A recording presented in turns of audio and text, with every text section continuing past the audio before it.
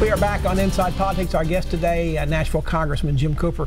Congressman, we've been talking a lot about President Trump. Another Tennessean that's involved in this debate is one of your colleagues in the House, Steve Cohen. He has actually introduced articles of impeachment against the president in the House Judiciary Committee, of which he's a member.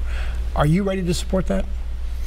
I am not. I think the process needs to evolve. We need to see what Mueller finds in his investigation and what the House and Senate Intelligence Committees find. You don't think there's an impeachable offense ready to be the looked standard at? under the Constitution is high crimes and misdemeanors. I don't think we've seen that yet. His comments in Charlottesville don't come to that level. Well, we've seen a lot of incompetence and a lot of unnecessary confusion, but high crime and misdemeanor, that's pretty well defined under the law. I don't think we're there yet. I've never seen it done in Congress, but there's also been talk about a motion of censure or no confidence. Are you more comfortable in that area, or is that again something that really needs to be led by Republicans, not Democrats, because Democrats don't have the control to do anything up there? Well, I think it's important for the governing party to try to govern first, because we need a stronger, better America. So let's try to work together to have a stronger country. And then when there are mistakes made, let's try to discipline them in an appropriate fashion. Regardless whether we like it or not, Trump is elected president. You know, the Electoral College went his way, not the majority of the vote.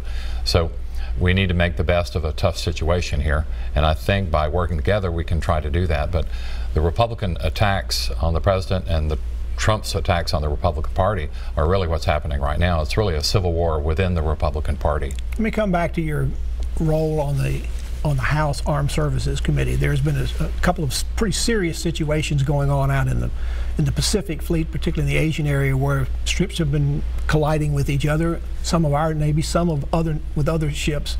What's going on? That seems like such a strange situation for what's considered to be the most powerful and modern Navy in the world. We're going to have hearings on this in the next 2 weeks on the House Armed Services Committee.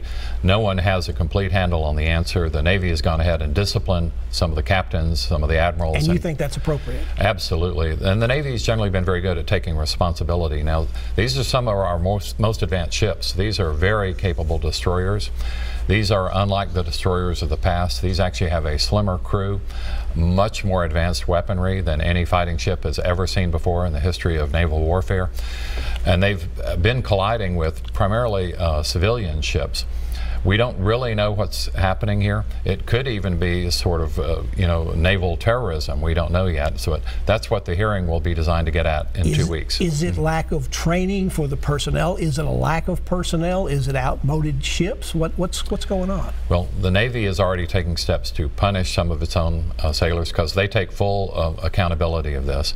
But we don't really know what started it. We don't know if it's our fault or their fault. I would be the last one to want to blame our own folks first.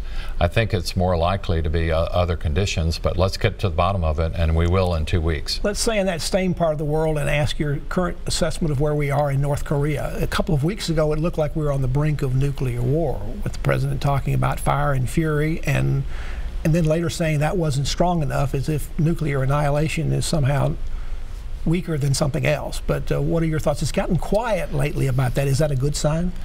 Well, I'm thankful the rhetoric has cooled, because the rhetoric had gotten completely out of control on both sides. The bottom line for America is we are not really threatened right now by Kim Jong-un, the North Korean leader, but he is trying to make us feel threatened. We don't know how far his technology will advance. There are parts of the world that are more threatened, like South Korea, like Japan, and even our territory of Guam. But Hawaii, Alaska, and the mainland of the United States really don't have much to fear right now.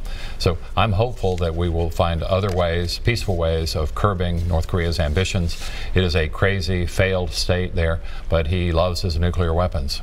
One other thing that seems to be going on might be part of the budget debate, but is at least getting more and more interest in Congress, and that's the idea of establishing a Space Corps. Now, for years the Air Force was part of another part of it was not a separate branch of the military. Do you think it's time, in terms of our space responsibilities and the amount of military things we've got in space and need to have in space, that it needs to be a separate department within the Department of Defense?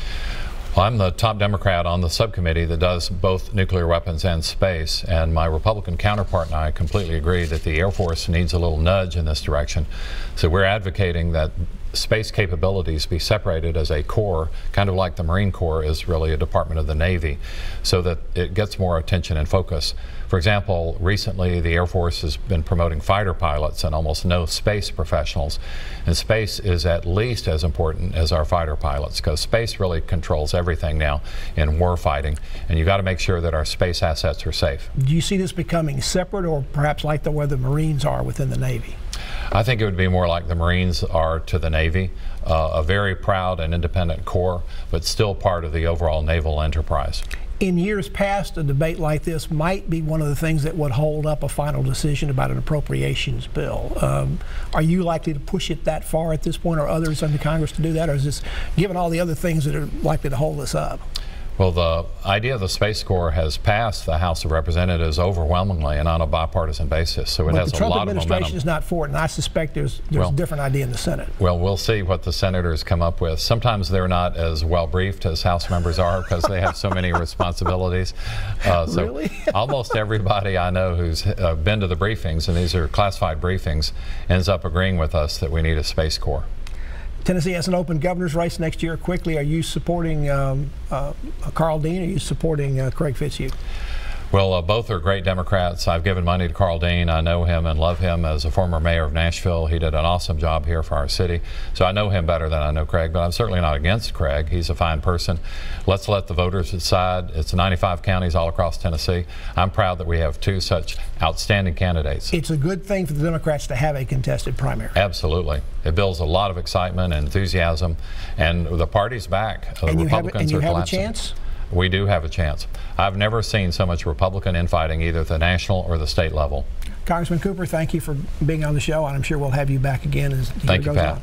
Appreciate it. And thank you for joining us on Inside Politics. Hope you'll be back here again for a future show. If you can't get into politics in the meantime, go to the News Channel 5 website. You'll find my Capitol View commentary there. There's a new commentary posted every Friday afternoon. Enjoy the rest of your weekend, and we'll see you back here next time. Goodbye.